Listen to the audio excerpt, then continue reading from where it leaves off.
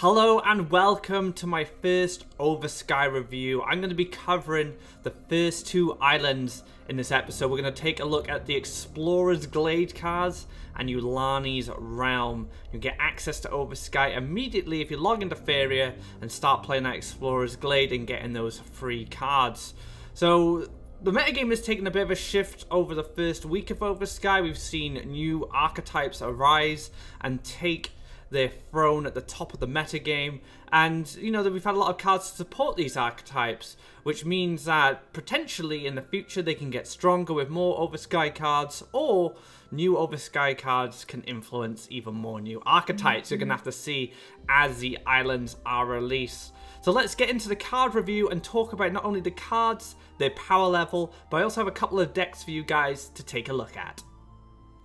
Up first we have Intrepid Explorer, a free Faeria 1 wild land cost creature. It's a free and both players gain an Explorer to their hand. Now, I don't feel this card has any meaningful application outside of an event-themed deck, so it's very limited in that respect, but at least you know what you get and you know these synergies are going to happen with the Explore card, but your opponent also gets access to that Explore card as well. So right now I feel this card is probably strongest in the old yellow events build.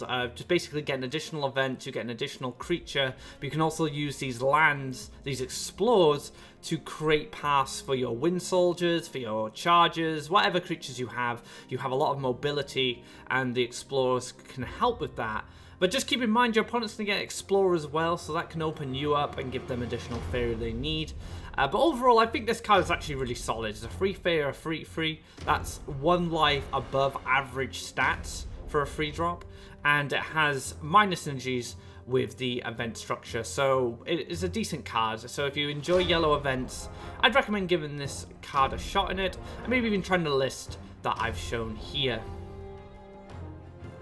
Rakoan Chieftain is a really interesting card. It's got dash, which means it can move adjacent to your friendly creatures and power them up, so it's not a completely stationary card that has kind of a built-in cobbled barracks effect. It's nice that you can dash with it, and the power up is actually really good, especially with yellow. Pushing wind soldiers up to 5 is going to be really good. You can clear stuff higher than the normal threshold. Just powering up your offensive creatures like Kalim's follower, the monk, is going to allow you to apply more damage quicker and finish off your opponent before they can get their stuff set up. And we're going to talk about some of those cards your opponents are going to try and set up in this current metagame. And this list has been designed by Reef, who is a God Round player, and it is a haste burn deck. So you build special lands, you play a bit like Yellow Rush, you know, you get those haste creatures down, you start dealing damage, drawing cards, and then you can use the Chieftain, the Rebel Slingers, to deal that last piece of damage you need to finish off your opponent. You're trying to defeat them before they can get set up. And one thing Reef did actually note about this deck on the hub was it's not... Free Wishes doesn't have anything good to steal. They can steal like Rebel Slingers and Kalim's Prayer. At best they get Rakoan Chieftain or maybe a bit of removal, but there are a lot of poor cards for Wishes to steal. So this could potentially be a great deck to combat Wishes if you're having trouble against it on the ladder. But overall, I feel like Rakoan Chieftain is a great addition to the red-yellow package. It's created a new type of rush deck that uses burn and power-ups, which is always really nice. And I'm really excited to see what support Rakoan Chieftain can get, or how he can support future archetypes. Ramp has become a very powerful tool in Faeria following the Oversky, and it's currently one of the best ways to build your decks. Now, Crystal Flower is one of my favourite cards from the expansion so far because it gives every colour a kind of soft removal. Before the Oversky, it was blue and yellow that had some of the best removals in the game. We had Last Nightmare and, you know, the transform effects like Frogify. And green and red didn't really have access to that. They either had to use power-ups or they have to use the damage-based removal in order to clear threats. But now everyone has access to the swallow mechanic inside the structure. And the great thing about it being a structure is it doesn't apply any real pressure. It's kind of a temporary solution to your opponent's creatures, and your opponents can interact with it. So I love this card. I think it's a great step in the right direction for giving all colors kind of the same power level of removal. Now, Crystal Flower can pretty much feature in any deck that will build 4 special lands, and it's a very powerful inclusion. In Rush, you can Crystal Flower an enemy defender and just chuck it right next to your orb, because it's going to take a while to break down the flower anyway, so that creature shouldn't deal much harm to you. Whereas in mid-range, you can use it to starve your opponent by eating their collectors, and in control, you can take care of any threats that are applying too much pressure to you. So this card is so versatile, so flexible, and you can pretty much feature in any special land deck. It doesn't quite work in neutral Rush, for example, but if you're building special lands, definitely consider this. On the list next to this is a blue-green ramp that has been terrorizing the ladder so far. We're going to be looking at other cards that feature in this deck, as well as a Free Wishes build I have for you guys. But yeah, Crystal Flower, very good in this list as well. You can swallow collectors, threats, ramp up to your lands, and then finish off with that Azura Sky Whale. Up next, we have another swallow creature. That is the Azura Sky Whale. Now, if you've played Faeria recently, you'll know this card has been played a lot. It's very powerful. It's basically a collector, a creature that can kill other creatures on board thanks to its charge free, and has a global soft removal in the swallow effect. And what I mean by global is Faeria is a game based on a board, but Azura Sky Whale kind of cheats by actually being able to remove anything, like Last Nightmare, like Frogify, with the swallow ability, absorb it in a bulky 6/8 body, and then it can fly around, collect Faeria, or remove creatures. So just a very powerful card in general. And if you're running a lot of special lands, this could be a very good finisher for you. 8 special lands can seem like a lot, but if you put a lot of land ramp in, you won't have too much problem getting this card down early. So you need to kind of build your deck around it, but at the moment this card is just really strong. And if you want a strong deck, this blue-green ramp deck, which we talked about with the Crystal Flower, is very powerful. Our last card to feature in this blue-green ramp is the Frog Tosser, a very powerful dual-color creature that costs 6 special lands, 5 Faeria, gift, fight an enemy creature. So if you know the Deepwood Stalker, exact same mechanic there. And once you've fought that creature, whether it lives or dies, you gain a 2/2 frog that is summoned in a random adjacent position to your target. So you literally throw a frog across the map at an enemy, and a frog will spawn regardless if you clear it or not. And this card was a 4/6, but it has been changed to a 4/4, making sure that it does trade with some of the higher attack creatures in the game.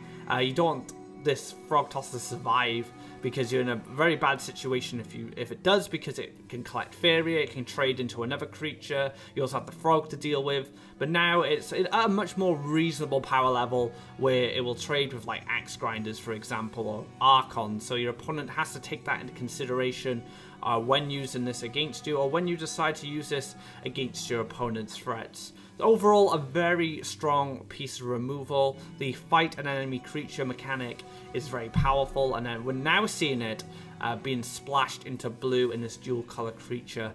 So if you're looking for some solid removal for your blue-green deck, or even your Wishes deck, look no further. Frog Tosser is a great card for that. Yulani Oversky Shaman is a great addition to the Free Wish archetype.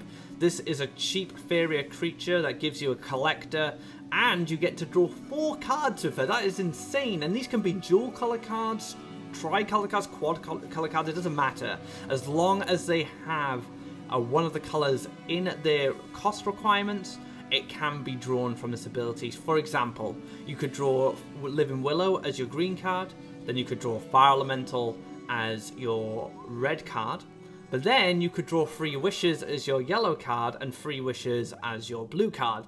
So there's a lot of different ways Eulani digs into your deck, depending on what you have left in there, but also depending on how you build it. So Eulani does give you a lot of card draw. It's a great way to get 3 wishes out of your deck and get them ready for when you need them. But I guess one of her drawbacks is it can just clog your hand. Like, if you play Eulani in the early game, and you don't have a lot of land ramp left over, you can just get a bunch of 3 wishes that clog your hand and stop you from maybe drawing cards when you need them. That's probably Eulani's biggest drawback, but in this 3 wishes build, I've designed it around land ramp. Land ramp is the name of the game. We are trying to get as many lands out as quickly as possible, so then we can use the Eulani ability more effectively, and we can also get to the sky whales and the crystals and the Yakupolts quicker, and that is the basis of this wish ramp. Now, I didn't put Earthcraft in because I wanted to squeeze Yakupult in, but because Yakupult's pretty much the coolest card in the game. But if you want even more land ramp, you can even add Earthcraft as well. So Eulani, a great card if you want to play 3 wishes. I just mentioned it, but I'm going to say it again. Yakupult is the coolest card in the game right now. If you haven't seen the animation of this card, it is adorable. You will love it. Yakupult is a very strong card. It's a cheap Faeria creature. If you build in a land ramp deck, you can get to it very fast. And it's a 2/5 with range, so it can have a lot of influence on the board.